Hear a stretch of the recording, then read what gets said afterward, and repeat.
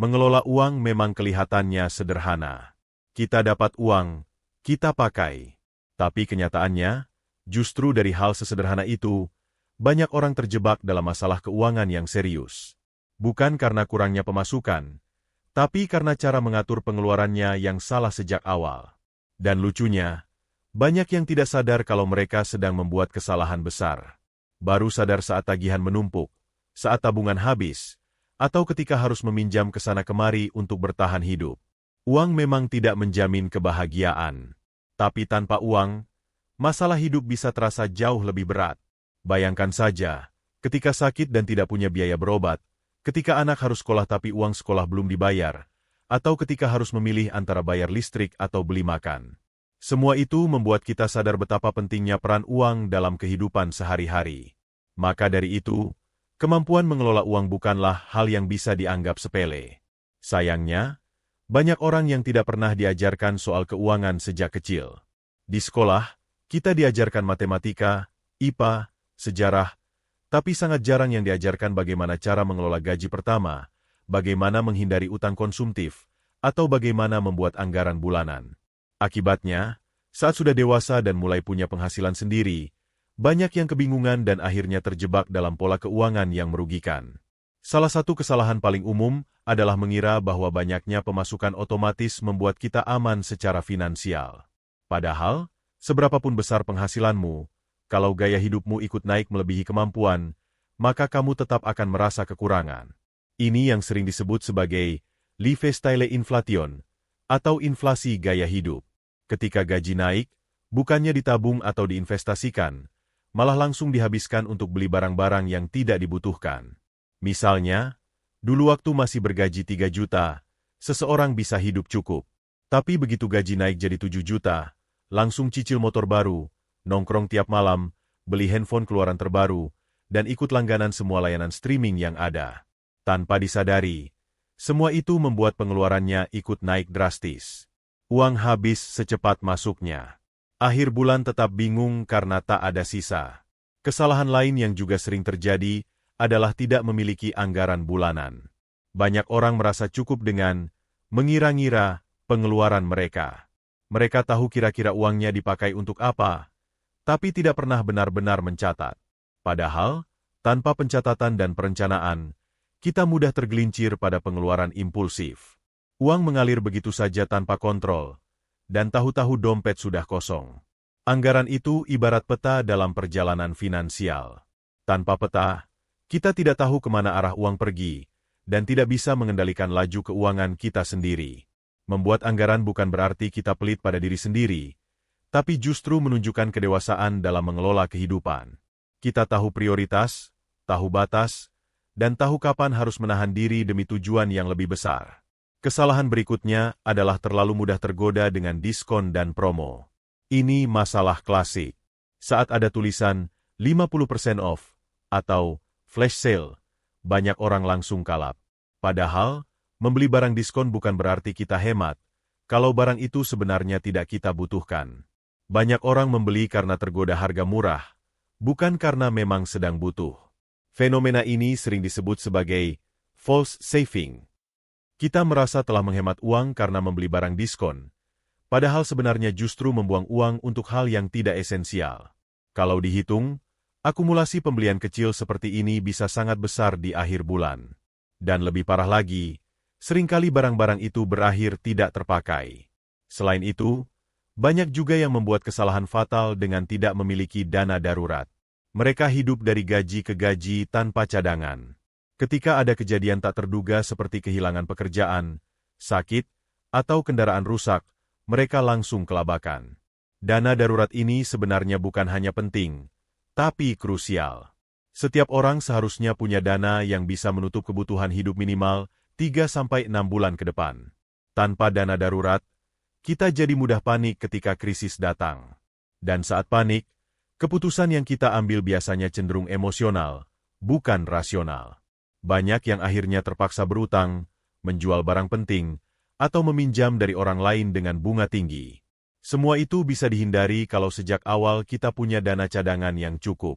Berbicara soal utang, ini juga salah satu ladang kesalahan terbesar dalam keuangan pribadi. Banyak orang tidak memahami perbedaan antara utang produktif dan utang konsumtif. Utang produktif adalah utang yang menghasilkan. Misalnya, pinjaman modal usaha yang menghasilkan keuntungan lebih besar dari cicilan. Sementara utang konsumtif adalah utang yang hanya untuk memenuhi gaya hidup, tanpa memberi nilai tambah di masa depan. Sayangnya, yang sering terjadi justru sebaliknya. Orang berutang untuk beli gadget baru, liburan mewah, atau sekadar memenuhi gengsi. Padahal, cicilan itu harus tetap dibayar, entah sedang punya uang atau tidak. Dan ketika utang menumpuk, bunga terus berjalan, akhirnya beban makin berat. Bahkan ada yang harus gali lubang tutup lubang, pinjam dari satu tempat untuk membayar utang di tempat lain. Ini adalah spiral yang sangat berbahaya. Lalu ada juga kesalahan klasik yang sering disepelekan, tidak menabung. Banyak yang beralasan, nanti saja nabungnya kalau gaji sudah besar. Padahal, kebiasaan menabung tidak ada hubungannya dengan seberapa besar penghasilan kita, tapi lebih kepada disiplin dan konsistensi. Bahkan kalau hanya bisa menabung 5.000 per hari pun sudah jauh lebih baik daripada tidak sama sekali. Menabung bukan soal jumlah, tapi soal kebiasaan. Orang yang terbiasa menabung dari kecil, ketika nanti penghasilannya naik, dia akan tetap disiplin. Tapi orang yang menunggu punya uang lebih dulu baru mau menabung, biasanya tidak akan pernah mulai. Karena pengeluaran akan selalu ada, kebutuhan akan terus bertambah, dan tanpa kontrol, uang akan selalu terasa kurang. Ada juga kesalahan yang terlihat kecil, tapi berdampak besar dalam jangka panjang, yaitu tidak memikirkan pensiun sejak dini. Banyak orang merasa pensiun itu urusan nanti, masih jauh. Tapi justru karena masih jauh, maka persiapannya harus dimulai sekarang. Semakin cepat mulai menabung untuk pensiun, semakin ringan bebannya. Kalau baru mulai menabung pensiun saat usia 50, jelas akan terasa berat. Tapi kalau sudah mulai sejak usia 25 atau 30, maka jumlah kecil yang disisihkan setiap bulan bisa tumbuh menjadi jumlah besar lewat kekuatan bunga majemuk. Tapi sayangnya, ini masih menjadi kesalahan umum. Banyak yang berpikir hidup untuk sekarang saja, dan melupakan masa depan mereka sendiri. Kesalahan berikutnya adalah tidak memahami pentingnya investasi. Banyak orang menyimpan uangnya hanya di tabungan biasa. Padahal, tabungan di bank hanya memberi bunga sangat kecil, bahkan kalah dengan inflasi tahunan. Artinya, nilai uangmu akan berkurang setiap tahun. Uang 10 juta hari ini, 5 tahun lagi nilainya tidak akan sama. Investasi bukan hanya untuk orang kaya. Justru orang biasa yang ingin mempercepat pertumbuhan kekayaannya harus mulai belajar berinvestasi sejak dini. Entah itu lewat reksadana, saham, emas, atau properti. Tapi tentu saja, sebelum berinvestasi, harus dibekali dengan pengetahuan yang cukup. Jangan asal ikut-ikutan, apalagi tergoda iming-iming keuntungan cepat. Karena itu, kesalahan lain yang juga fatal adalah mudah percaya pada investasi bodong. Tawaran-tawaran yang menjanjikan keuntungan besar dalam waktu singkat sangat menggoda, apalagi bagi mereka yang belum paham dunia investasi. Padahal, skema seperti itu seringkali berujung penipuan. Banyak orang kehilangan seluruh tabungannya karena masuk ke skema Ponzi atau money game. Sebagian korban merasa malu dan tidak mau cerita, tapi jumlahnya tidak sedikit. Dan yang paling menyedihkan, korban terbesar biasanya adalah orang-orang biasa yang mengumpulkan uangnya dengan susah payah. Mereka terjebak karena kurangnya literasi finansial dan terlalu percaya pada janji manis. Ini menjadi pelajaran penting bahwa dalam dunia keuangan, kehati-hatian adalah kunci utama. Selain itu, ada pula kesalahan lain yang sering luput dari perhatian, yaitu terlalu bergantung pada satu sumber penghasilan. Saat ini, memiliki satu sumber pendapatan saja sangat berisiko. Kalau pekerjaan utama tiba-tiba hilang, kita tidak punya cadangan. Maka penting sekali untuk mulai memikirkan penghasilan tambahan, entah lewat usaha sampingan, freelance, atau aset produktif.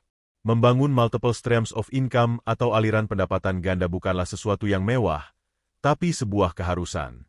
Apalagi di zaman yang penuh ketidakpastian seperti sekarang. Kita tidak pernah tahu kapan perusahaan tempat kita bekerja akan goyah, atau kapan pandemi berikutnya datang. Maka memiliki cadangan penghasilan bisa menjadi penyelamat di saat-saat sulit. Kesalahan lain yang jarang disadari adalah tidak memisahkan rekening pribadi dan rekening usaha. Ini sering terjadi pada pelaku usaha kecil atau pekerja lepas yang masih menggabungkan semua keuangan dalam satu rekening. Mereka mengira hal itu memudahkan, padahal justru membuat mereka kesulitan membedakan mana uang pribadi dan mana uang bisnis. Akibatnya, sulit membuat laporan keuangan yang akurat, dan ujung-ujungnya bisnis sulit berkembang karena keuangan yang tidak transparan. Misalnya, ketika ada pemasukan dari hasil jualan, uang itu langsung digunakan untuk belanja pribadi, bayar listrik rumah, atau beli barang yang tidak ada hubungannya dengan usaha. Lama-lama, modal usaha habis tanpa terasa. Ketika butuh belanja bahan atau memperluas usaha, uangnya sudah tidak ada. Inilah kenapa pemisahan rekening sangat penting, sekecil apapun bisnis yang dijalankan. Ini adalah dasar dari pengelolaan keuangan yang sehat. Lalu, ada pula kesalahan dalam bentuk pengabaian terhadap pengeluaran kecil yang rutin. Banyak orang merasa bahwa membeli kopi seharga Rp25.000 setiap pagi itu tidak masalah. Atau langganan berbagai aplikasi digital yang mungkin hanya Rp5.000 hingga Rp10.000 per bulan per aplikasi. Tapi ketika dijumlahkan secara bulanan, jumlahnya bisa cukup besar. Kalau pengeluaran kecil seperti ini tidak dikendalikan, bisa membebani keuangan dalam jangka panjang. Istilahnya adalah kebocoran kecil.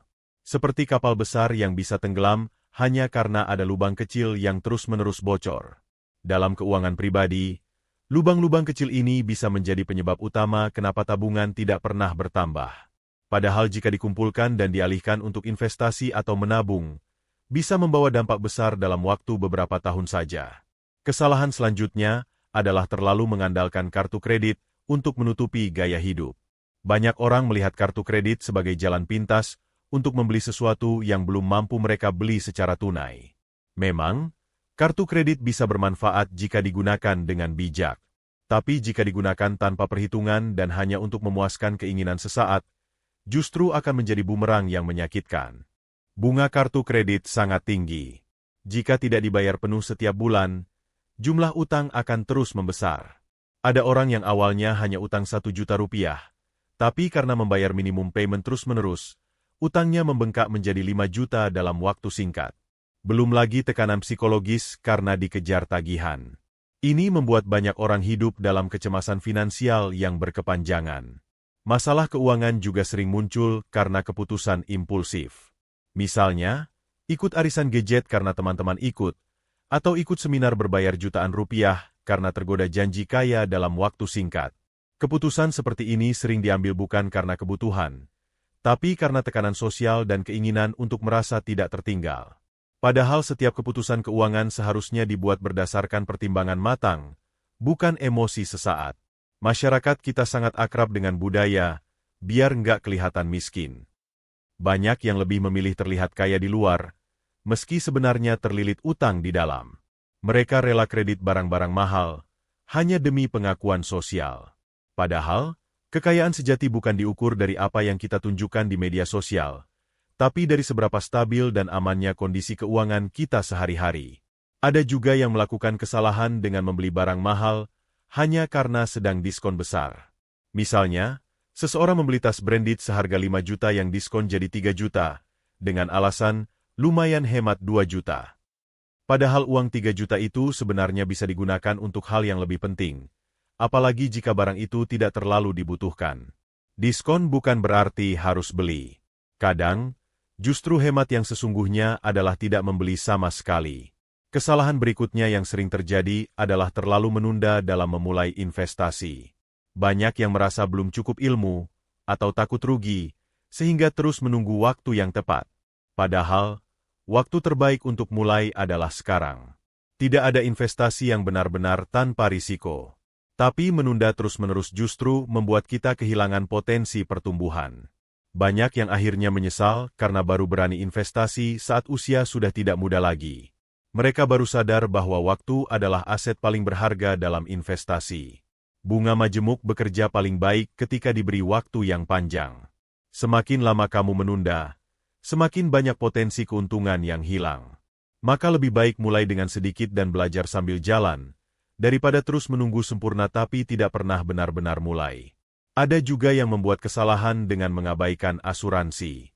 Banyak yang merasa asuransi itu mahal, tidak penting, atau menunda-nunda untuk membelinya. Padahal, asuransi kesehatan atau jiwa adalah bentuk perlindungan yang sangat penting, terutama untuk orang-orang yang punya tanggungan. Dengan asuransi, kita bisa terlindungi dari risiko biaya besar yang tidak terduga, seperti kecelakaan atau penyakit serius. Tanpa asuransi, semua biaya itu harus ditanggung sendiri. Dan kadang, satu kejadian saja cukup untuk menguras seluruh tabungan yang sudah dikumpulkan selama bertahun-tahun. Di titik inilah banyak orang akhirnya sadar bahwa asuransi bukan soal untung atau rugi, tapi soal perlindungan. Asuransi adalah payung di saat hujan, dan lebih baik membawanya meski tidak digunakan, daripada kehujanan saat tidak punya apa-apa. Banyak orang juga melakukan kesalahan dengan tidak pernah mengevaluasi kondisi keuangan mereka secara berkala. Mereka tidak pernah duduk dan melihat dengan jujur berapa pemasukan, berapa pengeluaran, berapa utang, dan berapa aset yang dimiliki. Padahal evaluasi ini penting untuk mengetahui apakah kita sedang berada di jalur yang benar atau justru mulai keluar jalur. Tanpa evaluasi, kita cenderung merasa baik-baik saja, padahal mungkin kondisi keuangan sudah darurat. Sama seperti mengemudi tanpa melihat peta, kita mungkin merasa jalan terus, tapi sebenarnya sedang menjauh dari tujuan. Evaluasi keuangan bisa dilakukan setiap bulan atau setiap 3 bulan, untuk melihat perkembangan, mengecek kesalahan, dan menyusun rencana baru yang lebih baik. Kesalahan lain yang tidak kalah fatal adalah mengabaikan perencanaan warisan. Banyak orang tidak mau berpikir soal kematian, atau takut dianggap tidak optimis. Tapi faktanya, hidup kita tidak abadi. Dan kalau kita punya aset, tanggungan, atau keluarga, maka merencanakan warisan adalah bentuk tanggung jawab. Tanpa perencanaan yang jelas, keluarga yang ditinggalkan bisa terlibat konflik atau kesulitan hukum. Warisan bukan hanya soal harta benda, tapi juga soal tanggung jawab moral. Kalau kita mencintai keluarga kita, maka kita akan memikirkan cara terbaik untuk melindungi mereka, bahkan saat kita sudah tidak ada. Perencanaan warisan bisa berupa surat wasiat, perjanjian aset, atau sekadar mencatat dengan jelas siapa yang berhak atas apa. Ini bukan soal kaya atau miskin, tapi soal kejelasan dan kebaikan. Dan masih banyak kesalahan lain yang akan terus kita bahas di bagian selanjutnya. Tapi yang pasti, kesalahan dalam mengelola uang bukanlah akhir dari segalanya. Justru dari kesalahan itu, kita bisa belajar dan memperbaiki diri. Yang penting adalah kesadaran untuk berubah, keberanian untuk jujur melihat kondisi keuangan sendiri, dan komitmen untuk tidak mengulangi kesalahan yang sama. Kalau kamu merasa pernah atau sedang melakukan beberapa dari kesalahan di atas, itu bukan sesuatu yang harus membuatmu malu. Banyak orang mengalami hal yang sama.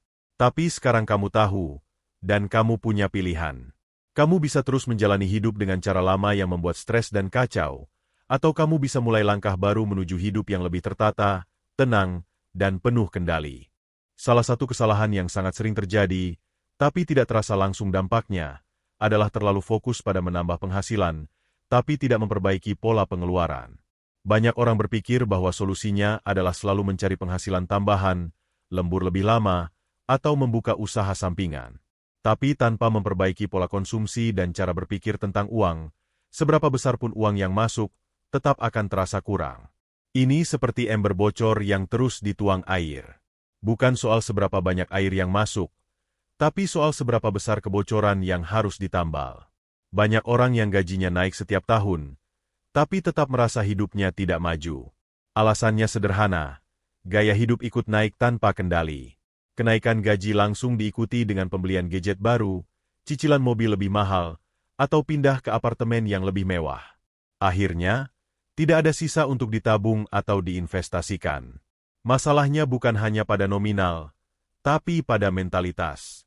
Pola pikir konsumtif ini tertanam dalam banyak orang sejak kecil, karena terbiasa melihat uang sebagai alat untuk membeli kebahagiaan instan. Saat stres, belanja. Saat sedih, jajan. Saat senang, traktir teman. Pola ini membentuk kebiasaan yang sulit dipatahkan, dan jika tidak disadari sejak dini, bisa menjadi penyebab utama krisis keuangan di usia dewasa. Kesalahan berikutnya adalah tidak pernah mencatat pengeluaran. Ini terdengar sepele, tapi sebenarnya sangat krusial. Banyak orang mengira mereka tahu kemana saja uang mereka pergi, padahal kenyataannya tidak. Tanpa pencatatan, kita cenderung meremehkan jumlah uang yang keluar untuk hal-hal kecil. 5.000 di sini, 10.000 di sana, tanpa terasa bisa menjadi ratusan ribu dalam seminggu. Dengan mencatat pengeluaran, kita bisa melihat pola. Kita bisa sadar kalau ternyata terlalu banyak uang habis untuk pesan makanan online, atau terlalu sering belanja kebutuhan yang sebenarnya tidak mendesak. Pencatatan ini adalah dasar dari budgeting yang efektif. Dan sekarang, tidak perlu buku besar. Cukup pakai aplikasi sederhana di ponsel pun sudah bisa membantu menciptakan kesadaran keuangan yang lebih baik. Lalu, kesalahan besar lain yang kerap terjadi adalah tidak memiliki tujuan keuangan yang jelas. Banyak orang hidup dari hari ke hari, hanya bekerja untuk bayar tagihan dan bertahan hidup. Mereka tidak punya arah, tidak punya target, dan tidak punya rencana jangka panjang. Padahal uang seharusnya bekerja untuk mendekatkan kita pada tujuan hidup, bukan sekadar untuk bertahan. Tanpa tujuan, kita akan mudah tergoda untuk membelanjakan uang pada hal-hal yang tidak penting. Tapi dengan tujuan yang jelas, seperti membeli rumah dalam 5 tahun, pensiun nyaman di usia 50, atau menyekolahkan anak sampai jenjang tinggi, kita akan lebih bijak dalam mengatur prioritas. Tujuan memberi makna pada setiap rupiah yang kita hasilkan dan simpan. Kesalahan yang juga perlu diperhatikan adalah menyepelekan utang kecil. Banyak orang merasa tidak masalah meminjam 50.000 atau 100.000 dari teman atau lewat pinjaman online, dengan alasan nanti juga dibayar. Tapi jika utang kecil ini dilakukan terus-menerus dan tanpa kendali, akhirnya menjadi kebiasaan buruk. Dan kebiasaan itu bisa berkembang menjadi ketergantungan. Ada orang yang bahkan tidak bisa hidup sebulan tanpa meminjam. Ini bukan karena penghasilannya tidak cukup, tapi karena gaya hidup yang tidak sesuai kemampuan. Mereka mengandalkan utang untuk menutup gaya hidup yang lebih tinggi dari pendapatan. Dan begitu utang menumpuk, beban bunga dan tekanan psikologis akan menghantam. Rasa cemas, sulit tidur, hingga kehilangan kepercayaan dari orang sekitar bisa menjadi konsekuensi nyata. Kemudian ada juga kesalahan fatal dalam bentuk terlalu cepat berinvestasi dalam skema yang tidak dipahami.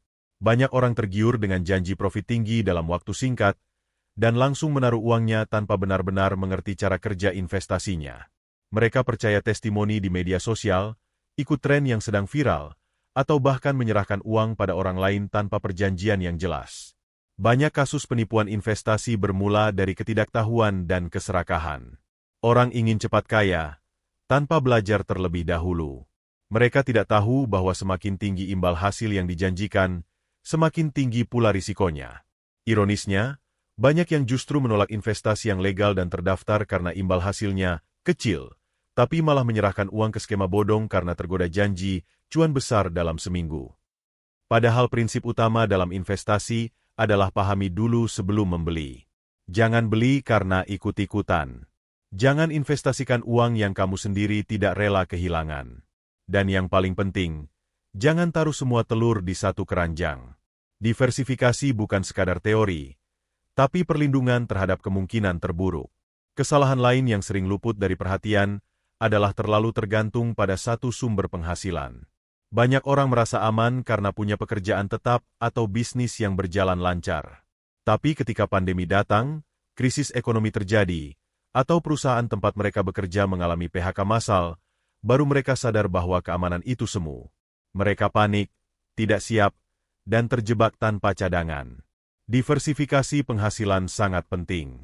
Tidak harus langsung membuat bisnis besar, tapi bisa dimulai dari kecil, seperti membuat produk digital, menulis buku, menjadi freelancer, atau bahkan menyewakan barang milik pribadi.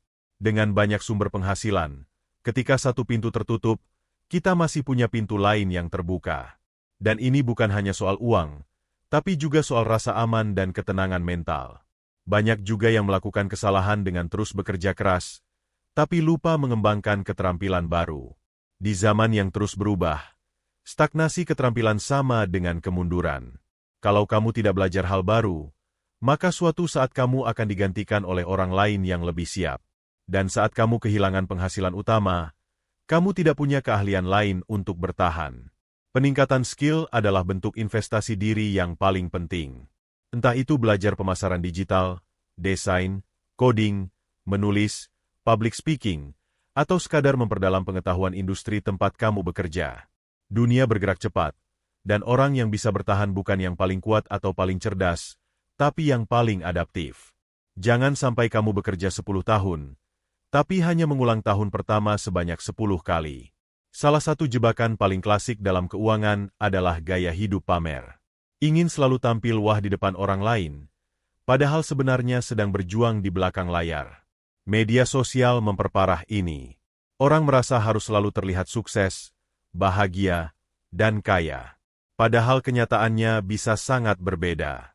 Banyak yang akhirnya mengambil keputusan keuangan buruk hanya demi validasi dari orang yang bahkan tidak benar-benar peduli. Kita hidup di zaman di mana persepsi kadang lebih penting dari kenyataan. Tapi kalau kamu terus-menerus hidup untuk terlihat kaya, kamu tidak akan pernah benar-benar menjadi kaya. Uang habis untuk menciptakan citra. Dan pada akhirnya, kamu sendiri yang menderita. Karena di saat orang lain tidak lagi memperhatikan, kamu yang harus menghadapi sisa tagihan, cicilan, dan tekanan hidup. Masih banyak kesalahan lain yang perlu dibahas dalam perjalanan ini. Tapi satu hal yang perlu kamu ingat, keuangan bukan soal angka semata. Ini adalah soal kebiasaan, pola pikir, dan keputusan sehari-hari. Dan kabar baiknya, semua itu bisa diubah. Kamu tidak harus sempurna.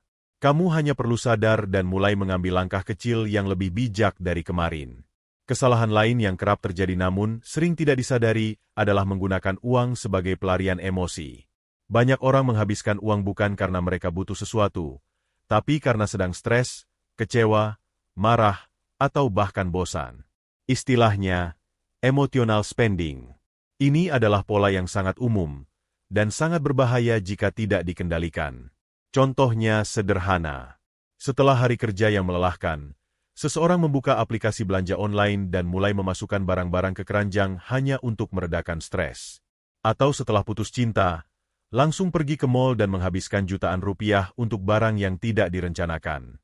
Mungkin terasa menyenangkan sesaat, tapi penyesalan datang setelahnya, saat melihat saldo menipis dan barang-barang yang sebenarnya tidak terlalu dibutuhkan menumpuk di rumah. Masalah utama dari emotional spending adalah dia tidak menyelesaikan masalah sebenarnya. Emosi yang melatar belakangi tetap ada, bahkan bisa bertambah buruk karena ada tekanan finansial baru. Ini seperti menambal lubang di perahu dengan kertas. Sekilas terlihat baik-baik saja, tapi lama-kelamaan akan bocor juga. Yang dibutuhkan adalah pengelolaan emosi yang sehat, bukan pelarian sementara lewat konsumsi. Solusinya adalah menyadari pemicu emosional yang membuat kita belanja tanpa sadar. Cobalah buat jeda sebelum membeli sesuatu, terutama jika pembelian itu tidak direncanakan sebelumnya. Tanyakan pada diri sendiri, apakah ini kebutuhan atau pelarian? Dan carilah alternatif lain untuk meredakan emosi, seperti olahraga, menulis jurnal, atau sekadar berbicara dengan teman. Mengelola uang juga berarti mengelola diri sendiri. Kesalahan selanjutnya adalah menunda menabung karena merasa masih muda. Ini adalah pola pikir yang sangat umum di kalangan generasi muda. Mereka berpikir, saya masih 20-an, masih punya waktu. Atau, nanti saja nabung kalau penghasilan sudah stabil. Sayangnya, waktu tidak pernah menunggu. Dan semakin lama kita menunda menabung, semakin besar beban yang harus dikejar di masa depan. Padahal, kekuatan utama dari menabung sejak muda adalah efek dari compound interest, bunga berbunga. Semakin dini seseorang mulai menabung atau berinvestasi, semakin besar potensi pertumbuhan uangnya, meskipun jumlahnya kecil. Misalnya, menabung Rp50.000 per minggu mungkin terlihat tidak signifikan, tapi dalam beberapa tahun, itu bisa menjadi pondasi keuangan yang sangat kuat. Banyak orang menyesal di usia 40-an karena tidak mulai menabung saat masih muda. Mereka harus mengejar waktu yang hilang dengan lebih keras, dan kadang kala itu tidak cukup. Karena itulah, menunda menabung adalah kesalahan yang sangat mahal, bukan hanya secara finansial, tapi juga secara emosional dan mental. Tidak ada waktu yang sempurna untuk mulai, karena waktu terbaiknya adalah kemarin, dan waktu terbaik kedua adalah hari ini. Kemudian ada kesalahan yang tidak kalah penting, menganggap kecil dana darurat. Banyak orang mengabaikan pentingnya memiliki dana darurat yang memadai, dan baru sadar saat musibah datang. Entah itu kehilangan pekerjaan, jatuh sakit, kendaraan rusak, atau kebutuhan mendesak lainnya. Tanpa dana darurat, satu masalah kecil bisa menghancurkan kestabilan keuangan yang dibangun selama bertahun-tahun. Dana darurat bukan sekadar tabungan, tapi perlindungan terhadap ketidakpastian hidup. Ini seperti payung di musim hujan. Kamu tidak akan membutuhkannya setiap hari, tapi saat hujan turun, kamu sangat bersyukur memilikinya. Idealnya, dana darurat harus cukup untuk menutupi pengeluaran 3-6 bulan ke depan, tergantung kondisi pekerjaan dan tanggungan. Masalahnya, banyak orang mengira mereka tidak punya cukup uang untuk disisihkan. Padahal bukan soal nominal besar di awal, tapi soal konsistensi. Menyisihkan sedikit demi sedikit jauh lebih baik daripada tidak sama sekali. Dan dengan pola pikir yang tepat, kita bisa membangun dana darurat tanpa harus mengorbankan kebutuhan harian secara ekstrim. Lagi pula, ketenangan yang diberikannya jauh lebih besar dari rasa puas belanja sesaat. Kesalahan selanjutnya adalah tidak melindungi diri dengan asuransi dasar. Banyak orang menghindari asuransi karena merasa itu buang-buang uang, atau karena tidak mengerti cara kerjanya. Tapi kenyataannya, satu kejadian besar dalam hidup, seperti kecelakaan, sakit serius, atau bencana alam, bisa menguras seluruh tabungan dalam sekejap. Tanpa perlindungan, kita bisa kembali ke titik nol atau bahkan masuk utang besar hanya karena satu kejadian tak terduga. Asuransi bukan tentang menunggu sesuatu yang buruk terjadi. Ini tentang menyiapkan perlindungan sebelum kita benar-benar membutuhkannya. Sama seperti sabuk pengaman di mobil, kita tidak memakainya karena berniat menabrak, tapi karena ingin aman jika sesuatu terjadi. Begitu pula dengan asuransi kesehatan, jiwa, dan kendaraan. Pilihlah yang sesuai dengan kebutuhan dan kemampuan, dan pastikan kamu benar-benar paham manfaat dan batasannya. Masih banyak orang yang menganggap asuransi sebagai beban, bukan perlindungan. Tapi saat mereka akhirnya membutuhkannya dan tidak memilikinya, barulah rasa penyesalan datang. Dan sayangnya, pada titik itu, semuanya sudah terlambat. Maka dari itu, jangan anggap remeh peran asuransi dalam perencanaan keuangan jangka panjang. Kesalahan lain yang sangat umum adalah mengabaikan pajak. Banyak orang yang tidak memperhatikan kewajiban pajaknya, atau bahkan sengaja menghindarinya, karena merasa repot atau tidak tahu caranya. Padahal, urusan pajak bukan hanya soal membayar, tapi juga soal hak dan kewajiban sebagai warga negara yang bertanggung jawab. Selain itu, kesadaran pajak juga membantu kita lebih rapi dalam mencatat keuangan pribadi atau bisnis. Kita jadi terbiasa menyimpan bukti transaksi, menghitung pendapatan bersih, dan memahami pengeluaran mana yang bisa dikategorikan sebagai biaya operasional. Semua ini akan membuat kita lebih disiplin, transparan, dan siap jika suatu saat perlu mengajukan pinjaman atau mengikuti proses legal tertentu. Dan tidak hanya soal kepatuhan, memahami pajak juga bisa membantu kita menghemat pengeluaran. Banyak potensi pengurangan pajak atau insentif pemerintah yang bisa dimanfaatkan jika kita mengerti aturannya. Tapi sayangnya, karena malas atau merasa rumit, banyak orang kehilangan kesempatan untuk mengelola uang mereka dengan lebih efisien hanya karena tidak mau berurusan dengan pajak. Lanjut ke kesalahan yang mungkin sering kita dengar tapi tetap sering terjadi. Tidak memiliki catatan hutang yang jelas. Banyak orang meminjam uang dari teman, keluarga, bahkan pinjaman online, tanpa pernah mencatat dengan detail. Lalu karena tidak dicatat, mereka lupa membayar, atau merasa tidak perlu buru-buru. Ini bisa merusak hubungan, reputasi, dan pada akhirnya merusak kondisi keuangan pribadi juga. Transparansi dan kejelasan dalam urusan utang adalah fondasi penting dalam integritas finansial. Sekecil apapun jumlahnya, utang harus dicatat, dijadwalkan pembayarannya, dan dilunasi sesuai komitmen. Jika utang dibiarkan tanpa catatan, kita akan terjebak dalam rasa aman palsu, seolah-olah tidak ada beban, padahal sebenarnya sedang menyimpan bom waktu. Dan bukan hanya utang kepada orang lain, catat juga jika kita memberikan pinjaman. Tidak sedikit orang yang mengalami konflik karena pinjam-meminjam uang tanpa kejelasan. Hubungan baik bisa hancur karena uang, dan semua itu bisa dihindari hanya dengan membuat perjanjian sederhana atau mencatat transaksi dengan jujur sejak awal. Masih banyak kesalahan lainnya yang layak dibahas lebih jauh, dari kesalahan dalam memulai bisnis tanpa perencanaan, hingga kesalahan dalam memutuskan untuk membeli rumah saat belum stabil secara keuangan. Tapi satu hal yang pasti, semua kesalahan ini bukan akhir dari segalanya. Justru dengan menyadari kesalahan tersebut, kita bisa memulai perubahan besar dalam hidup kita. Kalau kamu merasa pernah melakukan salah satu atau beberapa kesalahan di atas, itu bukan masalah. Yang menjadi masalah adalah jika kamu tahu kesalahan itu, tapi tetap melakukannya. Kita semua belajar dari pengalaman. Dan yang paling penting, kamu punya kekuatan untuk memperbaiki keadaan, mulai sekarang. Kesalahan fatal ke-19 adalah terlalu bergantung pada satu sumber penghasilan. Banyak orang merasa aman ketika memiliki pekerjaan tetap atau gaji bulanan yang stabil. Tapi kenyataannya, dunia kerja bisa berubah sewaktu-waktu. Tidak ada yang bisa menjamin bahwa posisi yang kita duduki hari ini akan tetap ada setahun ke depan. Ketika seluruh penghasilan hanya bergantung pada satu sumber, maka saat sumber itu hilang, segalanya bisa runtuh dalam sekejap. Tidak ada backup, tidak ada cadangan. Dan itulah yang membuat banyak orang jatuh ke dalam kekacauan finansial hanya karena satu guncangan kecil. Memiliki satu penghasilan memang bisa cukup untuk kebutuhan dasar. Tapi zaman sekarang menuntut kita untuk berpikir lebih fleksibel dan adaptif. Banyak orang yang akhirnya menyesal karena tidak mulai mencari penghasilan tambahan saat mereka masih punya waktu dan tenaga. Padahal, peluang untuk mendapatkan penghasilan dari berbagai jalur kini terbuka lebar, apalagi dengan bantuan teknologi. Freelance, bisnis kecil-kecilan, investasi produktif, semuanya bisa menjadi cadangan ketika sumber utama penghasilan mengalami kendala. Bahkan jika penghasilan utama terasa cukup besar, penting untuk menyadari bahwa kestabilan ekonomi bukan hanya soal nominal, tapi juga soal keamanan jangka panjang. Ketika ada beberapa aliran uang masuk, kita akan merasa lebih tenang. Misalnya, saat pekerjaan utama sedang sepi, kita masih punya penghasilan dari sewa properti, atau dari jualan online kecil-kecilan, atau mungkin dari saham yang memberikan dividen. Semua itu membantu menciptakan lapisan perlindungan bagi keuangan kita. Orang-orang yang tangguh dalam finansial adalah mereka yang tidak menaruh semua telur dalam satu keranjang. Mereka menyebar risikonya. Dan ketika ada satu aspek yang bermasalah, aspek lain masih bisa menopang.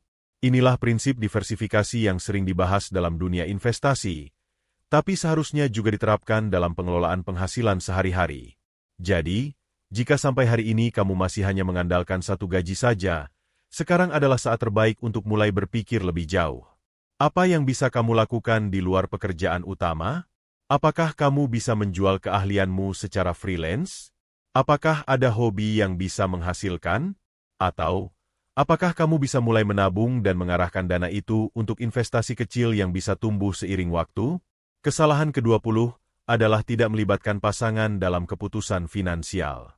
Ini sering terjadi dalam hubungan rumah tangga, terutama jika hanya satu pihak yang merasa lebih mengerti soal uang, atau jika ada dominasi dalam pengambilan keputusan. Padahal, hubungan yang sehat membutuhkan komunikasi terbuka, termasuk dalam hal uang. Ketika pasangan tidak diajak berdiskusi atau dilibatkan, potensi konflik menjadi sangat besar. Banyak pasangan yang akhirnya bermasalah karena merasa satu sama lain menyembunyikan sesuatu dalam urusan keuangan. Ada yang membeli sesuatu secara diam-diam, ada yang mengambil utang tanpa sepengetahuan pasangannya, ada yang merasa tertekan karena selalu dituntut menutupi kekurangan keuangan sendirian. Semua itu bukan hanya persoalan uang, tapi soal kepercayaan dan kebersamaan dalam membangun masa depan bersama. Ketika pasangan duduk bersama dan membahas kondisi finansial secara jujur, akan ada pemahaman yang jauh lebih baik. Bahkan kalau salah satu tidak terlalu mengerti soal keuangan, bukan berarti dia harus disingkirkan dari diskusi. Justru ini kesempatan untuk saling belajar. Memahami arus kas keluarga, membuat anggaran bersama, menetapkan tujuan keuangan jangka pendek dan panjang, semuanya bisa mempererat hubungan sekaligus membuat perencanaan keuangan menjadi lebih realistis. Dan jangan lupa, hidup berpasangan berarti segala risiko juga dibagi dua. Ketika hanya satu pihak yang memegang kendali penuh, ada kemungkinan besar pihak lainnya akan bingung atau kewalahan jika terjadi sesuatu yang tak terduga, seperti sakit atau kehilangan pekerjaan. Karena itu, komunikasi dan transparansi dalam hal uang bukan sekadar soal teknik mengatur pengeluaran, tapi soal membangun tim yang kuat dalam menghadapi kehidupan. Kesalahan ke-21 adalah membandingkan keuangan diri sendiri dengan orang lain. Ini adalah jebakan yang sangat umum, apalagi di era media sosial seperti sekarang. Ketika melihat teman memamerkan mobil baru, liburan mewah, atau rumah impian, tanpa sadar kita mulai merasa tertinggal. Lalu muncullah keinginan untuk mengejar gaya hidup yang sama, padahal kondisi keuangan kita berbeda. Perbandingan ini seringkali tidak adil. Kita hanya melihat hasil akhir yang ditampilkan, tanpa tahu proses atau bahkan pengorbanan di baliknya. Bisa jadi orang yang terlihat mapan itu punya utang yang besar. Bisa jadi dia menunda banyak hal lain demi tampil mewah di luar. Tapi kita tidak tahu semua itu, dan akhirnya kita membuat keputusan keuangan berdasarkan asumsi atau tekanan sosial, bukan berdasarkan kebutuhan dan kemampuan pribadi. Ketika kamu mulai membandingkan, kamu juga kehilangan kendali atas prioritas keuanganmu sendiri. Kamu mulai membeli barang yang sebenarnya tidak kamu butuhkan. Kamu merasa harus mengikuti tren meski sebenarnya tidak cocok. Akhirnya, uang habis untuk memuaskan ego atau gengsi, bukan untuk membangun masa depan. Satu-satunya pembanding yang sehat adalah dirimu sendiri di masa lalu. Apakah kamu lebih baik secara finansial dibanding tahun lalu? Apakah kamu sudah punya tabungan lebih banyak, utang lebih sedikit, dan perencanaan yang lebih matang? Kalau iya, berarti kamu sedang berada di jalur yang tepat, meski mungkin belum terlihat oleh orang lain. Keuangan bukan soal siapa yang lebih cepat atau siapa yang paling mewah. Ini adalah maraton jangka panjang yang butuh konsistensi dan ketenangan. Jangan biarkan pencapaian orang lain membuatmu kehilangan arah. Fokus pada tujuanmu sendiri, dan nikmati setiap langkah yang kamu ambil untuk mencapainya. Kesalahan ke-22 adalah mengabaikan inflasi. Banyak orang merasa bahwa menyimpan uang tunai adalah bentuk paling aman dari menabung. Tapi mereka lupa bahwa nilai uang bisa menurun dari waktu ke waktu. Ini adalah efek dari inflasi, kenaikan harga barang dan jasa yang membuat daya beli uang berkurang. Dengan kata lain, uang 1 juta hari ini tidak akan memiliki nilai yang sama 5 atau 10 tahun ke depan. Jika kamu menyimpan seluruh uangmu dalam bentuk tunai atau hanya menaruhnya di tabungan biasa, tanpa mencari cara agar uang itu berkembang, maka kamu secara perlahan kehilangan kekayaan. Dan ini sering terjadi tanpa disadari. Tiba-tiba biaya hidup naik, tapi pendapatan stagnan. Harga barang naik, tapi tabunganmu tetap. Ini adalah jebakan diam-diam yang sangat merugikan dalam jangka panjang. Salah satu cara untuk melawan inflasi adalah dengan menempatkan sebagian uang dalam instrumen yang bisa memberikan imbal hasil lebih tinggi. Misalnya, reksadana, obligasi, saham, emas, atau properti. Masing-masing punya kelebihan dan risiko sendiri, tapi semua itu punya potensi untuk mengimbangi atau bahkan melampaui laju inflasi. Yang penting bukan langsung memilih investasi yang paling menguntungkan, tapi memahami bahwa uang harus bekerja. Uang tidak boleh hanya diam.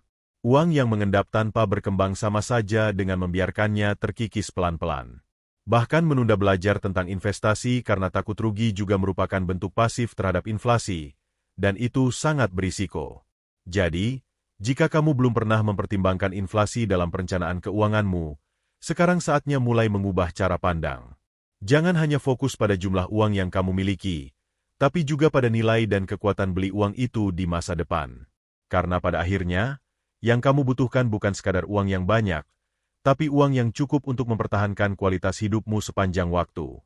Kesalahan ke-23, terlalu sering menarik uang dari tabungan darurat untuk hal yang tidak mendesak.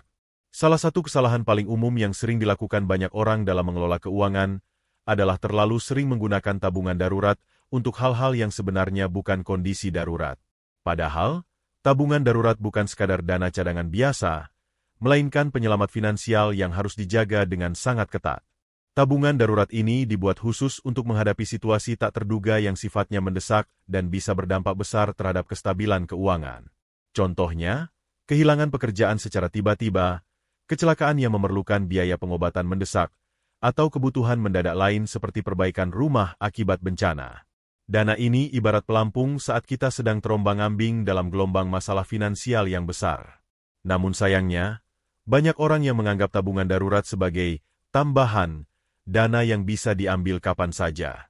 Mereka sering menarik uang tersebut untuk kebutuhan konsumtif yang sifatnya tidak penting dan bisa ditunda, seperti membeli barang elektronik yang sedang diskon, liburan mendadak karena tergoda promo, atau bahkan menutupi pengeluaran rutin yang seharusnya sudah masuk dalam anggaran bulanan. Kebiasaan ini perlahan-lahan menggerus saldo tabungan darurat sampai akhirnya habis. Ketika kondisi genting benar-benar datang, misalnya kehilangan pekerjaan atau harus menjalani perawatan medis yang tidak murah, dana tabungan darurat yang sudah menipis membuat seseorang terpaksa mencari solusi lain, seperti berutang dengan bunga tinggi atau bahkan menjual aset penting. Situasi ini sangat berisiko dan bisa memperburuk kondisi finansial secara keseluruhan. Penting sekali untuk bisa membedakan mana kebutuhan yang benar-benar darurat dan mana keinginan sesaat yang sebenarnya bisa ditunda. Jika ada keinginan membeli sesuatu yang sifatnya tidak mendesak, sebaiknya buatlah anggaran khusus dan sisihkan dana secara terpisah di luar tabungan darurat. Dengan demikian, tabungan darurat tetap utuh dan siap digunakan saat benar-benar diperlukan. Jadi, disiplin dan komitmen dalam menjaga tabungan darurat sangat krusial. Ini bukan hanya soal menyisihkan uang, tapi juga soal sikap dan pola pikir yang harus benar-benar dipahami agar keuangan tetap sehat dan siap menghadapi risiko yang tak terduga. Kesalahan ke-24. Mengabaikan asuransi sebagai proteksi finansial. Kesalahan berikutnya yang cukup sering terjadi adalah mengabaikan pentingnya asuransi. Banyak orang masih melihat asuransi sebagai biaya tambahan yang terasa membebani dan tidak memberikan keuntungan langsung. Padahal, asuransi justru merupakan salah satu perlindungan finansial paling penting yang harus dimiliki oleh setiap individu maupun keluarga. Tanpa asuransi, satu kejadian tak terduga yang besar, seperti sakit parah, kecelakaan, atau kerusakan properti, bisa langsung menghancurkan kondisi keuangan dalam waktu singkat. Biaya pengobatan yang mahal, perbaikan rumah, atau penggantian aset yang rusak bisa menggerus tabungan, investasi, bahkan memaksa seseorang untuk berutang. Memiliki asuransi kesehatan memberikan rasa aman bahwa kebutuhan medis akan terpenuhi tanpa harus mengorbankan semua tabungan. Asuransi jiwa juga sangat penting untuk melindungi keluarga agar tetap mendapatkan dukungan finansial jika terjadi sesuatu pada pencari nafkah utama. Selain itu, asuransi aset seperti kendaraan atau properti membantu meminimalisasi kerugian finansial jika terjadi kerusakan atau kehilangan. Perlu diingat, asuransi bukanlah sebuah investasi yang memberi keuntungan finansial secara langsung, melainkan perlindungan. Dengan adanya asuransi, kamu bisa merasa lebih tenang dan fokus dalam mengelola keuangan serta merencanakan masa depan tanpa takut kehilangan segalanya karena musibah yang tak terduga. Oleh karena itu, jangan abaikan perlindungan ini.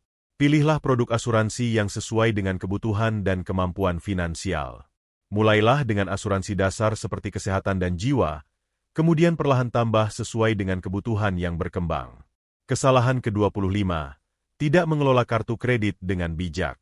Kartu kredit merupakan alat pembayaran yang bisa sangat membantu jika digunakan dengan disiplin dan bijaksana. Namun, kartu kredit juga bisa menjadi sumber masalah finansial jika tidak dikelola dengan baik. Sayangnya, banyak orang terjebak dalam penggunaan kartu kredit yang salah dan akhirnya terjerumus ke dalam utang yang membengkak. Salah satu jebakan terbesar adalah terlena dengan kemudahan berbelanja tanpa menggunakan uang tunai secara langsung. Kepraktisan ini kadang membuat seseorang merasa bahwa pengeluaran kartu kredit tidak terasa seberat ketika membayar secara tunai. Akibatnya, pembelian impulsif sering terjadi, terutama untuk hal-hal yang sebenarnya tidak penting atau tidak sesuai dengan kemampuan finansial. Selain itu, keterlambatan dalam membayar tagihan kartu kredit membuat bunga mulai menumpuk dengan cepat. Bunga kartu kredit biasanya sangat tinggi, sehingga utang yang kecil bisa berubah menjadi beban berat dalam waktu singkat. Utang ini tidak hanya mengganggu kondisi keuangan tapi juga bisa merusak skor kredit, membuat sulit mendapatkan pinjaman di masa depan. Untuk itu, penting untuk menggunakan kartu kredit secara bijak. Gunakan kartu kredit hanya untuk kebutuhan yang benar-benar perlu dan pastikan selalu membayar tagihan secara penuh sebelum jatuh tempo. Hindari penggunaan kartu kredit untuk membeli barang konsumtif yang tidak bisa dibayar tunai. Dengan pengelolaan yang tepat, kartu kredit justru bisa menjadi alat yang memudahkan transaksi, memberikan reward, atau membantu saat kondisi darurat. Jadi, kunci utamanya adalah disiplin dan kesadaran dalam menggunakan kartu kredit. Kesalahan ke-26. Menunda perencanaan pensiun. Menunda perencanaan pensiun adalah kesalahan yang seringkali tidak disadari dampaknya sampai semuanya sudah terlambat. Banyak orang beranggapan bahwa usia pensiun masih jauh, sehingga belum menjadi prioritas saat ini. Apalagi jika masih berada di usia produktif dan sedang sibuk mengejar karir atau mengembangkan bisnis, urusan pensiun dianggap bisa dipikirkan nanti. Padahal, waktu adalah elemen paling berharga dalam merancang masa tua yang sejahtera. Perencanaan pensiun bukan soal menabung dalam jumlah besar dalam waktu singkat. Sebaliknya, yang dibutuhkan adalah konsistensi kecil dalam jangka panjang. Semakin cepat kamu memulai, semakin ringan bebanmu. Bahkan dengan menyisihkan sebagian kecil dari penghasilan secara rutin sejak usia 25-an, dana pensiun bisa berkembang jauh lebih besar dibandingkan menabung jumlah besar tapi baru dimulai saat usia kepala 4. Efek bunga majemuk dalam investasi jangka panjang adalah alasan utama kenapa memulai lebih awal sangat menguntungkan. Uang yang diinvestasikan sejak dini akan memiliki waktu lebih banyak untuk bertumbuh. Bayangkan jika kamu menyimpan uang di reksadana pensiun atau instrumen jangka panjang lainnya selama 30 tahun, maka hasilnya akan jauh lebih maksimal dibandingkan hanya 10 atau 15 tahun sebelum masa pensiun. Namun, realita di lapangan sangat berbeda. Banyak orang justru lebih fokus pada kebutuhan jangka pendek, ganti kendaraan, beli gadget terbaru, atau berlibur ke luar negeri, dibandingkan memikirkan bagaimana hidup di masa tua nanti. Akibatnya, ketika usia pensiun tiba, mereka terpaksa bergantung pada anak, saudara, atau bahkan harus terus bekerja karena dana pensiun tidak mencukupi. Menunda perencanaan pensiun juga berarti kamu memberi ruang bagi ketidakpastian. Apa yang terjadi jika kamu sakit saat pensiun dan tidak memiliki asuransi atau dana darurat yang cukup? Apa yang akan kamu makan setiap bulan ketika sudah tidak memiliki penghasilan aktif? Apakah kamu yakin bisa mempertahankan gaya hidup yang sekarang tanpa perencanaan keuangan yang matang? Untuk itu, mulai sekarang, penting untuk menyusun perencanaan pensiun secara sadar dan realistis.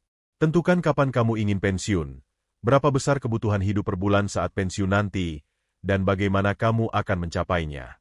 Gunakan instrumen seperti dana pensiun, DPLK, reksadana jangka panjang, atau investasi properti yang bisa memberikan passive income. Lebih baik menyesuaikan gaya hidup sekarang agar bisa pensiun dengan tenang, daripada menikmati gaya hidup sekarang dan menderita di masa tua. Masa pensiun bukan akhir dari hidup, tapi fase kehidupan yang seharusnya bisa dinikmati dengan damai, tanpa beban keuangan. Kesalahan ke-27. Tidak punya catatan keuangan yang teratur. Salah satu kesalahan paling mendasar dalam pengelolaan uang adalah tidak memiliki catatan keuangan yang teratur. Banyak orang merasa bahwa mencatat keuangan itu hanya penting bagi pebisnis atau orang yang bekerja di bidang akuntansi. Padahal, faktanya, setiap individu yang memiliki penghasilan dan pengeluaran, sekecil apapun, perlu memiliki catatan yang jelas agar bisa mengetahui arah aliran uang mereka. Seringkali kita merasa uang cepat habis, padahal tidak tahu kemana saja uang itu pergi. Hal ini terjadi bukan karena pendapatan kita terlalu kecil, melainkan karena kita tidak sadar bagaimana uang itu digunakan. Pengeluaran kecil yang tidak dicatat, seperti jajan kopi setiap pagi, langganan digital yang tidak dipakai, atau biaya transportasi, bisa menggerogoti keuangan secara perlahan tapi pasti. Catatan keuangan memberi kita kesadaran dan kontrol. Dengan mencatat semua pemasukan dan pengeluaran, kita bisa mengidentifikasi pola yang selama ini tersembunyi. Kita akan tahu apakah pengeluaran bulanan kita lebih banyak di kebutuhan pokok, gaya hidup, atau bahkan utang. Ini adalah langkah awal untuk membuat anggaran yang realistis dan sehat. Tanpa catatan, kita cenderung mengandalkan ingatan. Dan ingatan manusia bukanlah alat yang akurat untuk mengelola keuangan. Kita bisa lupa, membenarkan pengeluaran impulsif, dan mengabaikan kebocoran finansial. Inilah yang membuat orang sering merasa, padahal nggak beli apa-apa, tapi kok uang cepat habis. Mulailah dari cara yang paling sederhana. Gunakan buku kecil, file spreadsheet, atau aplikasi pencatat keuangan di smartphone. Tidak perlu rumit, yang penting konsisten. Catat semua pengeluaran setiap hari selama minimal 1 bulan, lalu evaluasi. Dari sana kamu akan menemukan fakta-fakta mengejutkan tentang kebiasaan keuanganmu sendiri. Membuat catatan keuangan adalah pondasi penting agar bisa melangkah ke tahap pengelolaan yang lebih tinggi, seperti membuat anggaran, merancang tujuan keuangan, atau bahkan mulai berinvestasi. Tanpa fondasi ini, semua strategi keuangan akan rapuh dan mudah runtuh. Jadi, jika kamu ingin serius memperbaiki kondisi keuangan, langkah pertama yang paling wajib dilakukan adalah mencatat setiap rupiah yang keluar dan masuk. Kesalahan ke-28, terlalu percaya pada pinjaman tanpa perhitungan matang. Kesalahan keuangan yang sering tidak disadari adalah terlalu mudah percaya pada pinjaman, terutama tanpa memperhitungkan secara matang kemampuan membayar dan dampaknya terhadap keuangan jangka panjang. Di zaman sekarang, akses terhadap pinjaman sangat mudah, mulai dari kartu kredit, pinjaman online, hingga tawaran cicilan tanpa bunga. Kemudahan ini membuat banyak orang terjebak dalam ilusi uang cepat, tanpa mempertimbangkan konsekuensinya secara menyeluruh. Masalahnya bukan pada pinjamannya, tapi pada cara kita memandang dan memperlakukan pinjaman itu sendiri. Banyak orang menganggap pinjaman sebagai solusi instan untuk semua masalah, mulai dari kekurangan dana bulanan, ingin membeli barang mahal, sampai untuk gaya hidup konsumtif. Padahal, setiap pinjaman adalah beban yang harus dikembalikan, dan seringkali dengan bunga tinggi serta denda tersembunyi. Salah satu jebakan umum adalah mengambil pinjaman tanpa memperhitungkan rasio utang terhadap penghasilan. Idealnya, total cicilan bulanan tidak lebih dari 30% dari penghasilan bulanan bersih. Namun kenyataannya, banyak orang yang memiliki cicilan hingga 50% bahkan lebih, sehingga menyisakan sedikit ruang untuk kebutuhan lain dan darurat. Akibatnya, ketika ada kondisi tak terduga, mereka terpaksa mengambil pinjaman tambahan, dan ini menciptakan lingkaran utang yang sangat sulit diputus.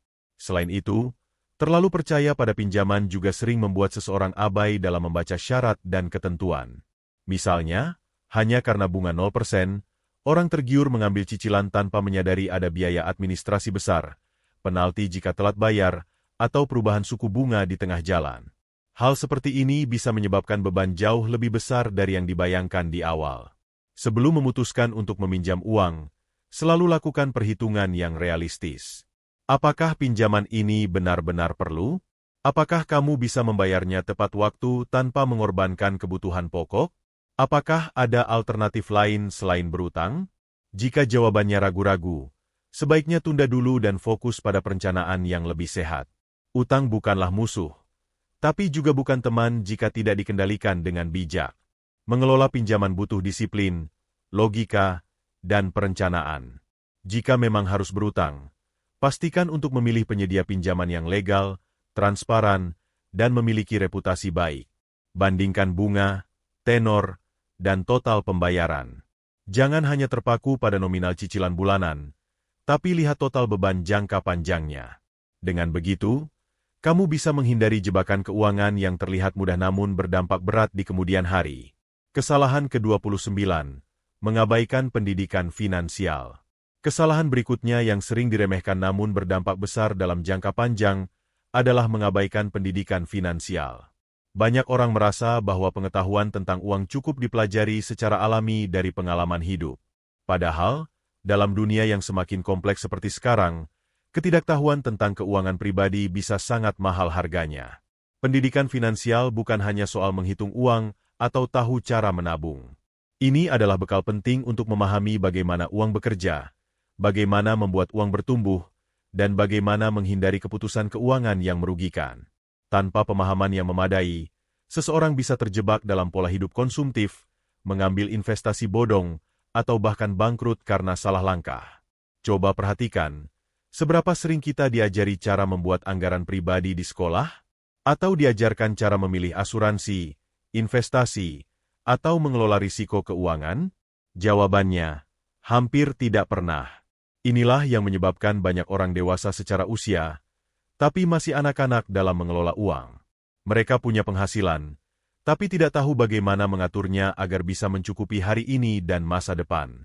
Salah satu dampak paling nyata dari kurangnya pendidikan finansial adalah mudah tergiur pada tawaran yang terlihat menguntungkan di permukaan, seperti investasi return tinggi, pinjaman cepat cair, atau gaya hidup instan yang dikemas dengan kemudahan teknologi. Padahal, jika punya pengetahuan dasar keuangan, seseorang akan lebih waspada dan tidak mudah tergoda oleh hal-hal yang sifatnya spekulatif atau manipulatif. Pendidikan keuangan bisa dimulai dari mana saja. Mulailah dengan membaca buku keuangan pribadi yang mudah dipahami, mengikuti seminar daring, menonton video edukatif, atau bahkan berdiskusi dengan teman yang lebih berpengalaman dalam mengatur uang. Internet menyediakan banyak sumber belajar yang gratis dan bisa diakses kapan saja. Yang dibutuhkan hanyalah kemauan untuk belajar dan membuka diri terhadap perubahan. Mengabaikan pendidikan finansial sama saja dengan menyerahkan masa depan ke tangan orang lain, entah itu penjual produk keuangan, pihak bank, atau bahkan tren konsumtif yang sedang viral. Tapi jika kamu mau belajar, sedikit demi sedikit, kamu bisa mulai mengambil kendali atas keuanganmu sendiri. Kamu jadi tahu bagaimana mengelola utang, menyiapkan dana darurat, merancang masa pensiun, hingga memilih instrumen investasi yang sesuai dengan profil risikomu. Masa depan finansial bukan ditentukan oleh seberapa besar penghasilanmu, tapi oleh seberapa baik kamu mengelola dan mengambil keputusan terhadap uang itu. Dan semua itu bermula dari satu hal, pendidikan finansial yang kamu miliki. Kesalahan ke-30. Kehilangan kontrol emosi saat mengelola uang. Kesalahan terakhir yang sering terjadi, dan bisa merusak seluruh pondasi keuangan seseorang, adalah kehilangan kontrol emosi saat mengambil keputusan finansial. Uang bukan hanya soal angka. Ia erat kaitannya dengan emosi, rasa takut, tamak, marah, iri, cemas, bahkan euforia. Semua emosi ini bisa mempengaruhi cara kita mengatur, menggunakan, atau menginvestasikan uang. Bayangkan seseorang yang panik saat pasar saham turun drastis. Ia buru-buru menjual semua sahamnya karena takut rugi lebih besar. Padahal jika ia tenang dan bertahan, pasar biasanya akan pulih. Sebaliknya, ada juga yang terlalu euforia saat harga aset naik. Ia masuk dengan jumlah besar tanpa pertimbangan matang. Lalu ketika harga berbalik, ia mengalami kerugian besar. Kedua keputusan ini tidak rasional, tapi sangat umum, dan semuanya berakar pada emosi. Bukan hanya di investasi, dalam kehidupan sehari-hari pun emosi sering mengacaukan keuangan. Misalnya, belanja impulsif saat stres, membeli barang mahal hanya karena ingin membuktikan sesuatu kepada orang lain, atau memaksakan gaya hidup demi terlihat keren di media sosial. Keputusan-keputusan seperti ini jarang dipikirkan secara logis. Mereka terjadi karena emosi mengambil alih, dan logika ditinggalkan di belakang. Salah satu bentuk emosi paling berbahaya dalam keuangan adalah penyangkalan atau penghindaran. Misalnya, saat tahu keuangan sedang buruk, banyak orang justru menolak membuka aplikasi bank, menghindari melihat tagihan, atau tidak mau membicarakan utangnya. Mereka pura-pura semuanya baik-baik saja. Tapi penyangkalan ini justru memperparah masalah. Semakin lama ditunda, semakin berat tekanan finansialnya. Apa solusinya? Mulailah dengan menyadari bahwa mengelola emosi adalah bagian penting dari manajemen keuangan. Kamu bisa melatih ini dengan membangun kesadaran diri. Sebelum belanja, tanya dulu pada diri sendiri, apakah ini kebutuhan atau pelarian emosional? Saat ingin investasi, jangan langsung bertindak karena FOMO, fear of missing out, tapi luangkan waktu untuk riset dan analisa. Penting juga untuk memiliki sistem pengambilan keputusan yang berbasis data, bukan perasaan. Misalnya, punya anggaran tetap, limit belanja, aturan kapan dan bagaimana berinvestasi. Dengan begitu, keputusan tidak diambil dalam kondisi emosional, melainkan berdasarkan rencana yang telah dibuat ketika pikiran masih jernih. Belajarlah untuk bersikap rasional, bahkan dalam situasi yang penuh tekanan. Tenang bukan berarti pasif, tapi memilih untuk tidak reaktif. Ini adalah skill yang bisa dilatih, sama seperti kebiasaan keuangan lainnya. Dan ketika kamu sudah bisa menahan diri dari keputusan emosional, kamu sedang melindungi aset yang paling mahal, yakni masa depanmu sendiri. Menjaga emosi tetap stabil adalah pertahanan terakhir agar semua strategi keuangan yang sudah kamu bangun tidak runtuh hanya karena satu keputusan impulsif. Jangan sampai kerja keras bertahun-tahun hilang karena keputusan emosional yang berlangsung hanya beberapa detik. Mengelola keuangan pribadi bukan hanya soal angka, tapi tentang keputusan-keputusan kecil yang kamu buat setiap hari. Kita sudah membahas 30 kesalahan paling fatal dalam mengelola uang, dan semoga setelah menonton ini, kamu jadi lebih sadar, lebih bijak, dan lebih siap dalam menghadapi segala tantangan keuangan ke depannya. Ingat, perubahan tidak datang dalam semalam, tapi dimulai dari satu langkah kecil yang kamu ambil sekarang. Jangan menunggu sampai krisis datang untuk mulai peduli pada keuanganmu. Kalau kamu merasa video ini bermanfaat, jangan lupa untuk klik tombol like, tinggalkan komentar di bawah, dan bagikan ke teman-teman kamu yang juga butuh tahu hal ini. Dan yang paling penting, subscribe channel ini sekarang juga supaya kamu nggak ketinggalan konten-konten lain yang bisa bantu kamu jadi lebih cerdas dalam mengelola hidup dan keuangan. Terima kasih sudah menonton, dan sampai jumpa di video berikutnya.